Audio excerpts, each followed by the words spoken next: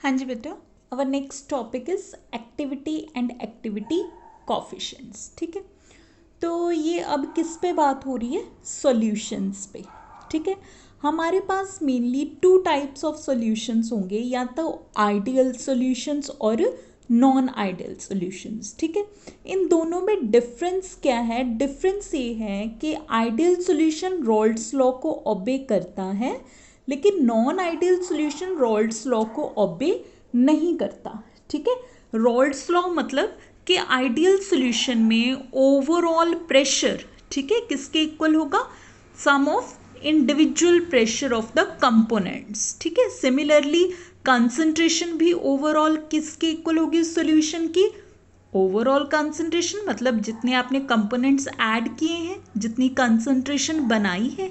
ठीक है, लेकिन नॉन आइडियल सॉल्यूशंस में रॉल्ड्स लॉ फॉलो नहीं होता। ठीक है, मीन्स टू से कि उसका overall pressure sum of individual pressures के इक्वल नहीं होता।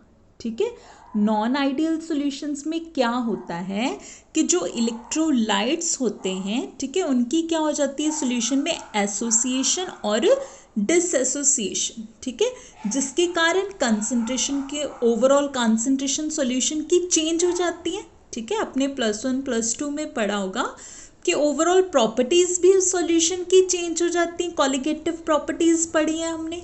ठीक है, वैन हॉफ फैक्टर आता है। ठीक है, दैट मेजर के कितनी प्रॉपर्टीज़ चेंज हुई हैं। Van Hoff factor change in properties measure करता है। ठीक है, और एक्टिविटी क्या मेजर करता है? Change in concentration.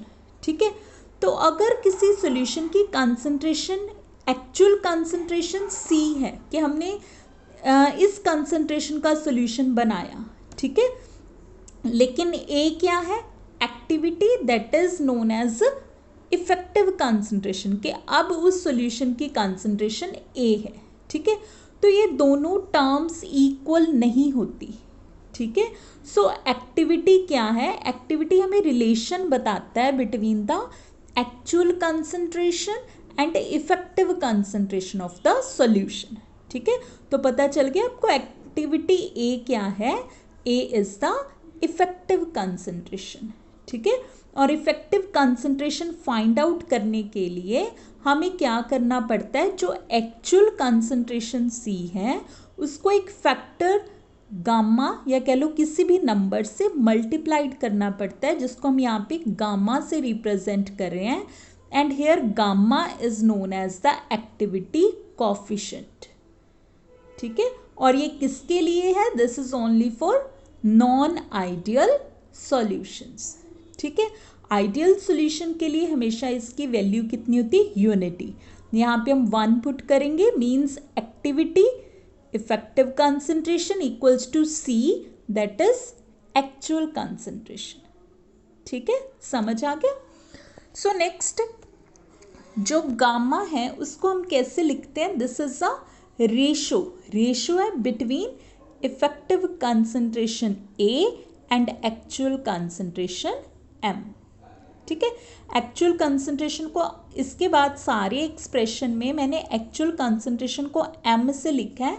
यहाँ पे भी आप M से भी लिख सकते हो, C से भी लिख सकते हो, जिससे मर्जी डिनोट कर सकते हो। ठीक है, so this is the required expression. समझ लग गया? ठीक है, सो अब वो हम क्या बात करें कि अगर हमारे पास कोई भी इलेक्ट्रोलाइट है, ठीक है, लाइक AXBY, ये इसका जनरल फॉर्मूला है। जब ये इलेक्ट्रोलाइट सॉल्यूशन में जाएगा, सॉल्यूशन फॉर्म में, इट गिव्स द आयंस। ठीक है, क्या देगा?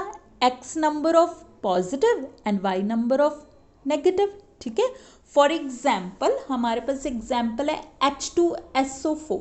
ठीक है, किसके इक्वल है? AXBY। तो ये इलेक्ट्रोलाइट क्या देगा?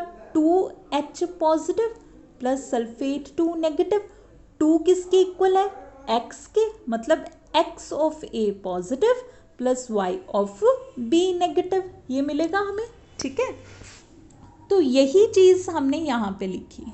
ठीक है, तो अब इस इलेक्ट्रोलाइट की ओवरऑल एक्टिविटी A किसके इक्वल होगी? जितनी केटायंस की एक्टिविटी है, that is A positive, into जितनी एनायंस की एक्टिविटी है A नेगेटिव, लेकिन raise to power their stoichiometric coefficients, that is x and y. ठीक है, अब हमें पता है एक्टिविटी का ये फॉर्मूला होता है, तो अगर मैंने सिर्फ केटायन की एक्टिविटी निकालनी हो, दैट मीन्स ए पॉजिटिव, तो that would be equals to M positive into gamma positive. ठीक है, सिमिलरली ए नेगेटिव भी मैं इसी वे से लिखूंगी. ठीक है, अब इसमें गामा पॉजिटिव क्या है हमारे पास, गामा एम क्या है हमारे पास, M is the actual concentration of cations. ठीक है, तो ये किसके इक्वल होगी, सिर्फ केटाइंस की कितनी कंसंट्रेशन है हमारे पास, टोटल कंसंट्रेशन एम में से जितनी मोल फ्रैक्शन है एक्स की, या कह लो जितने नंबर ऑफ मोल्स हैं, या कह लो कि जितना उसका स्टोइकोमेट्रिक कोफिशिएंट है, उतनी ओवरऑल कंसंट्रेशन किसकी होगी, केटाइन की.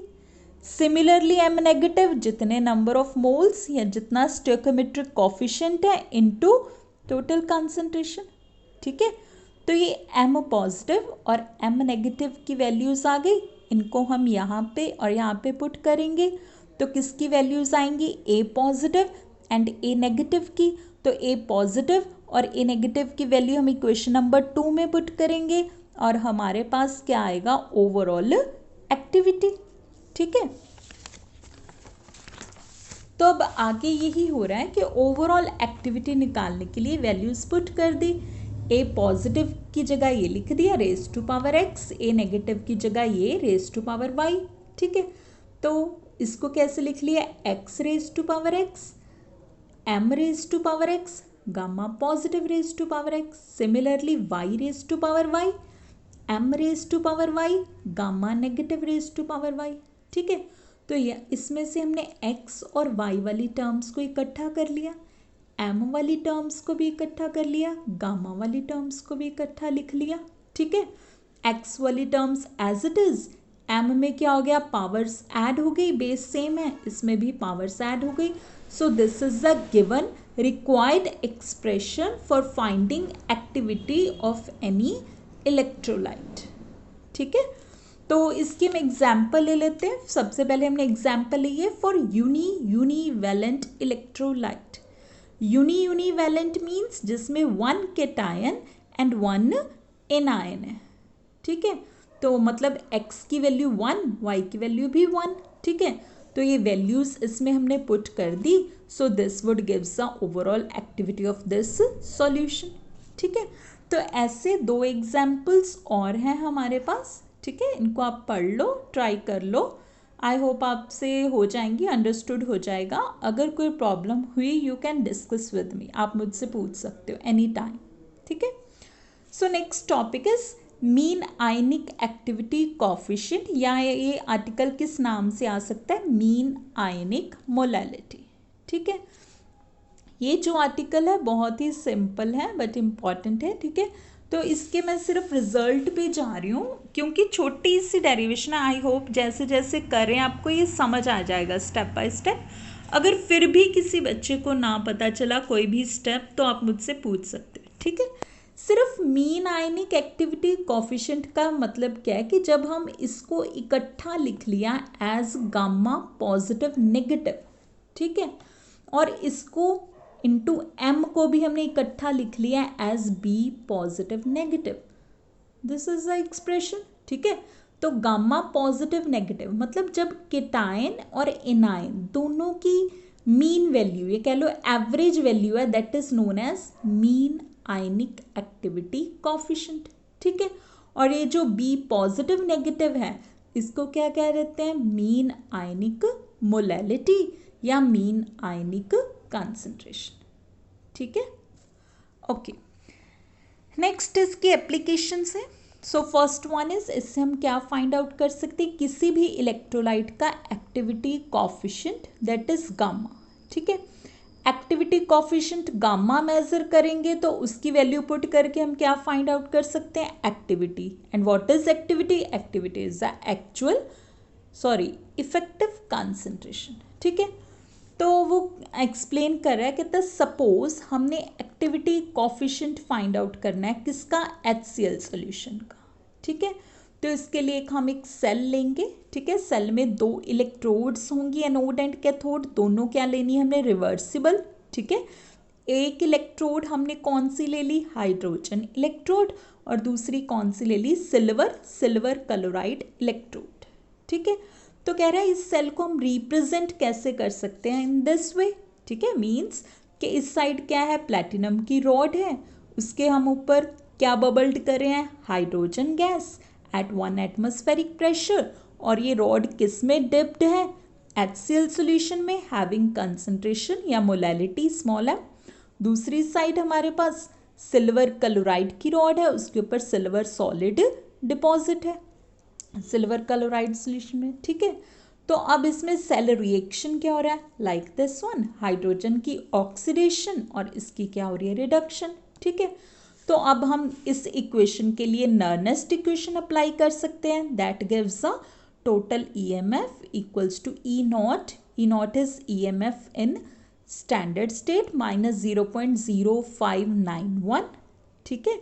लॉग ऑफ प्रोडक्ट्स की कंसंट्रेशन या प्रोडक्ट्स की एक्टिविटी, सो ये तो सॉलिड है, ठीक है, इसको हमने निगलेक्ट कर देना है।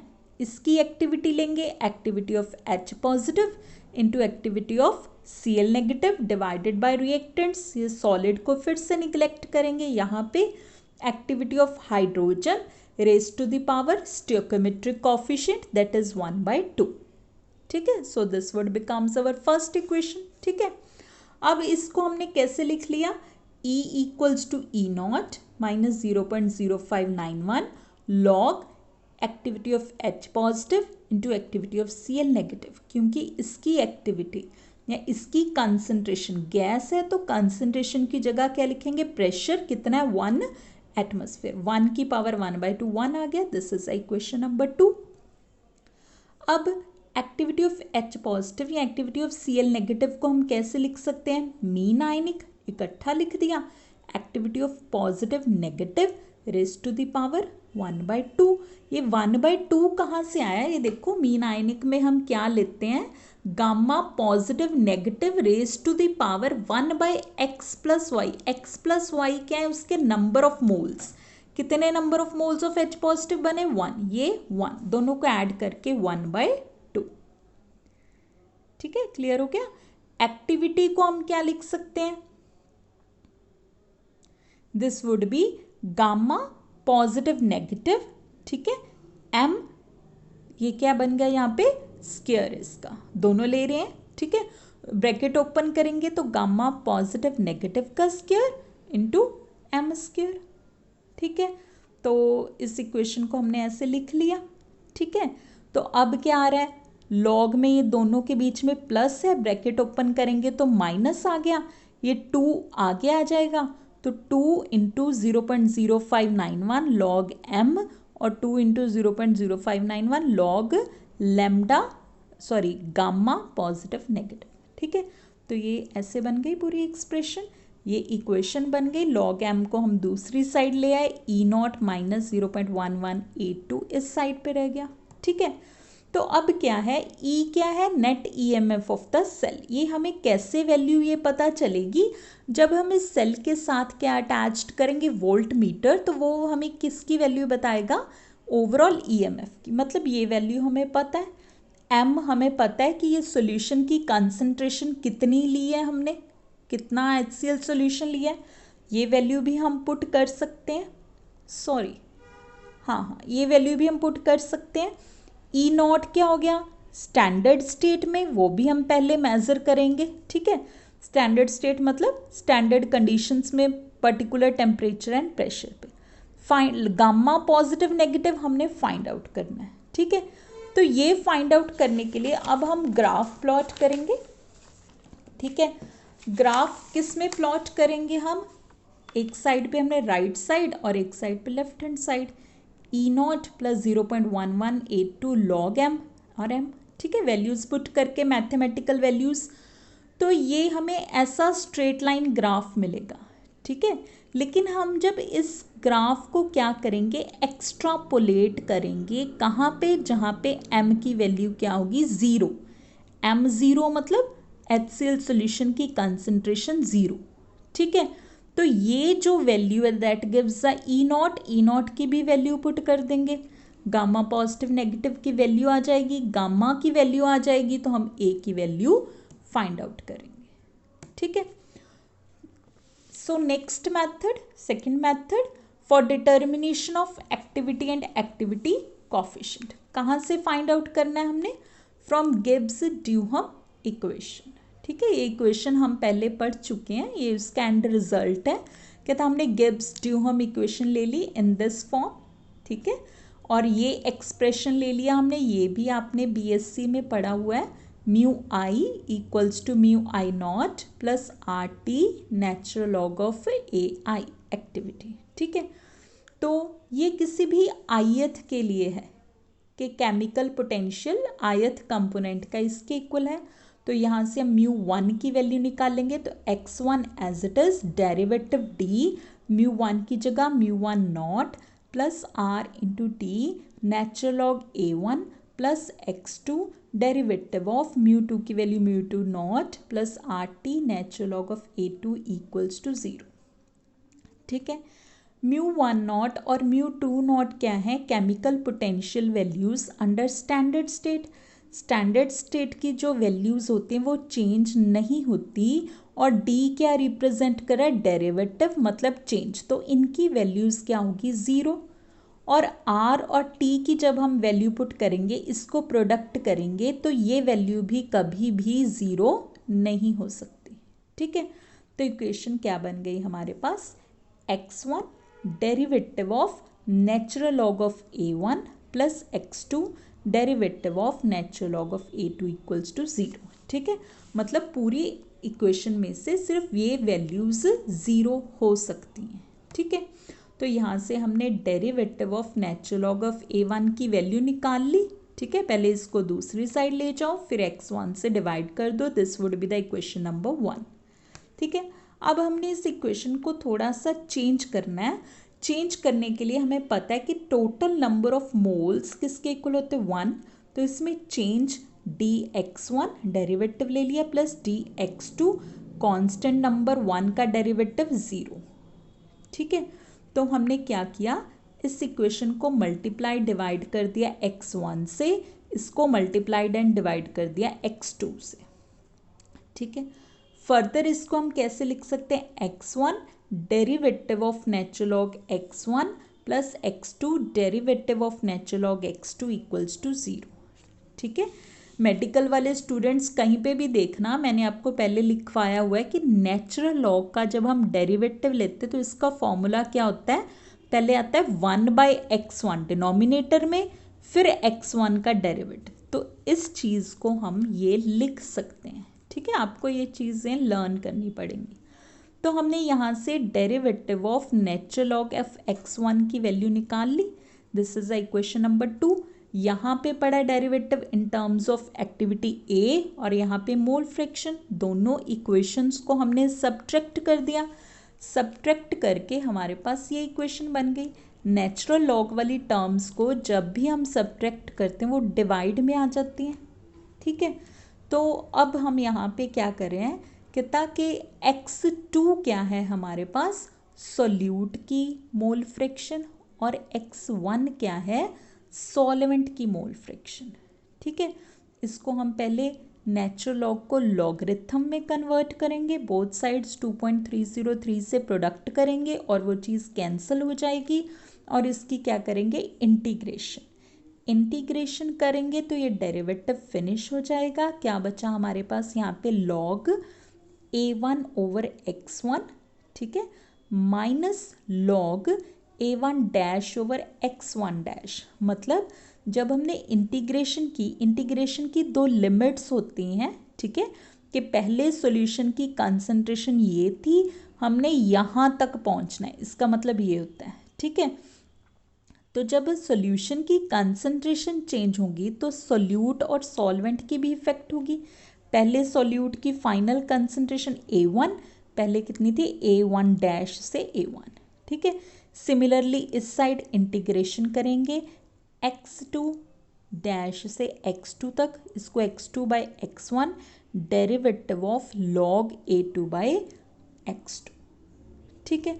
तो अब हम क्या करेंगे, ग्राफ प्लॉट करेंगे किसके बीच में, a1 ओवर x2, ठीक है, अगेंस्ट x1 ओवर x2, इसका ग्राफ अगेंस्ट दिस वन, ठीक है।